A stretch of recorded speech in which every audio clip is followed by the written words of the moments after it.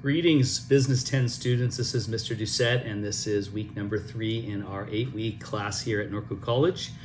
And hopefully you guys had a great Labor Day weekend and you are ready to dive in this week's worth of work. So we're going to be just going to do a quick video, just kind of going over some of the assignments and clarifying anything that may be confusing to you guys, as well as talk a little bit about the content of what we're going to be talking about this next week. So I'm going to go ahead and share my screen, and there we are. I'm on our home page in Canvas, as you know, and we are actually starting module number 2 this week. Just so you know, last week we finished module 1, which means that your discussion post and exam were both due, and then of course the homework that we did the last couple of weeks. Everything closes at the end of the module. Now we're opening a new module this week, module number 2.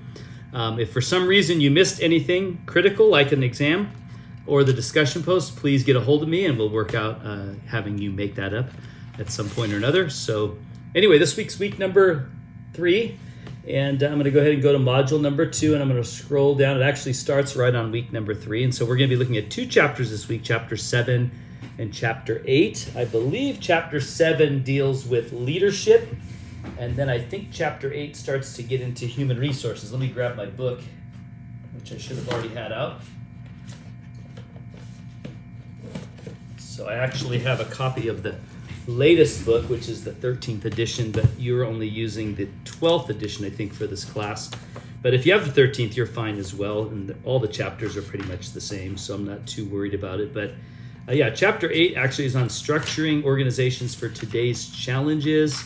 And then chapter 7 is on leadership and management. So if any of you want to be a management major or you want to get your degree in management, definitely want to pay attention to chapter 7. And it's really exciting. I like it because it has a lot to do with motivation, motivating employees, I believe, and really the difference between leaders and managers. And I actually ask you that question in the homework for this week. What is the difference between leadership and management? I apologize, it doesn't deal with motivating employees. That comes later on with human resources. So this is just dealing with what is management and what is leadership, and then, are they the same? Are they different? And that's really an interesting concept to consider. This is going to get into the 4 functions of management, which are planning, organizing, leading, and controlling, and that's a very important piece for you to understand and know. We're also going to get into the 4 different kinds of planning. Strategic planning, which is more big picture. Tactical planning, which is kind of shorter term objectives that you want to accomplish. Contingency planning, or actually operational planning, kind of pushes things down to the actual work being done. And then contingency planning is in case the plan you have doesn't work, that you have a backup plan. And so we'll talk about those, that those are very important for you to consider this next chapter. And then we get into what skills do each level of management need? What skills do top management level need? What skills do middle management need? And what skills do lower or first line managers need? And that's very important. Do they need technical skills, human relation skills, or conceptual skills? And so I really encourage you to look into that. That's a very key piece to this. And then we get a little bit into the different kinds of leadership styles. So autocratic leader, participatory or democratic leader, laissez-faire or free rein leader. And those are all very important for you to understand. By the way, the chapter is broken into the 4 functions of a manager, which is, again, planning, organizing, leading, and controlling. And so each section deals in those 4 areas, and those are extremely important. So that's chapter 7. Chapter 8 deals with structuring organizations. So this is more, you already looked at how to form the business and the business formation as far as how you are seen by others on the outside. Are you a sole proprietor? Are you a LLC? Are you a corporation? Are you a partnership? And you guys did a great job on that. Seems like you all grasped it well. As we move into chapter 8, though, this is structuring the organization internally. So what does your org chart look like? Are you going to be a matrix structure? You're going to be a first line structure or line structure? And so staff and line structure. So it gives you a bunch of different ones. Also how you can organize your organization around departments or around products, around functions, etc. So I just highly encourage you to read all that. I think the main thing in this chapter really is the different organizational models. So again, whether it's a line organization, whether it is a matrix style or line and staff organization, or whether it's cross-functional. And so those are really critical into it. And then understanding a little bit about the history behind organizational design by looking at Faioli's principles, as well as Max Weber, who came up with the organizational theory and the whole idea of having hierarchy.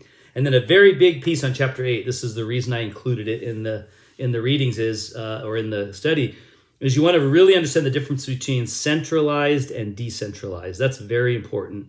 What kind of organization is centralized? Typically, that means all the decisions are made in a single place at the top of the organization. And then a decentralized structure is where everything is pushed down and decisions are made at the lower levels. And it's very important because in those two terms, we have what's also called a tall organization that has many layers. And again, if it's centralized and tall, all the decisions come from the top and they come down. If it's decentralized, a lot of times those are flat organizations, meaning if you look at their organizational chart, they have very few layers of management and things are pushed down to the actual employees making decisions. So those are two very important things for you to know. And there's a couple of pages dedicated to that.